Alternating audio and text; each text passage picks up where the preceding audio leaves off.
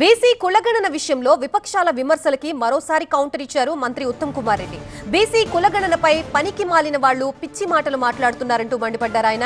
కేసీఆర్ కుటుంబ సభ్యులెవరూ కులగణనలో పాల్గొనలేదు, వాళ్లే ఇప్పుడు సర్వే గురించి మాట్లాడుతున్నారంటూ విమర్శించారు ఆయన.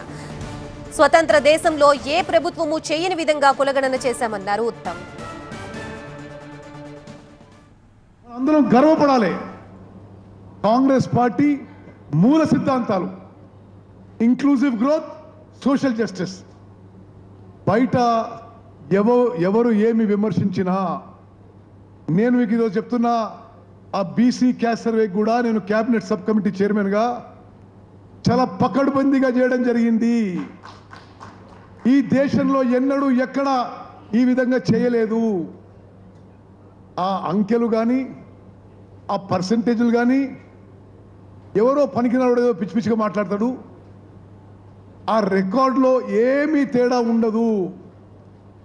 ఒక 16 లక్షల మంది అందులో పాల్గొనలేదు. సరే, వాళ్ళ ఇంట్లో లేరో, వాళ్ళకి ఇష్టం లేదో. కేసీఆర్ కుటుంబ సభ్యులు ఎవరు పాల్గొనలేదు. మరి వాళ్ళు కూడా సామాజిక న్యాయం కూడా మాట్లాడితే ఎట్లా?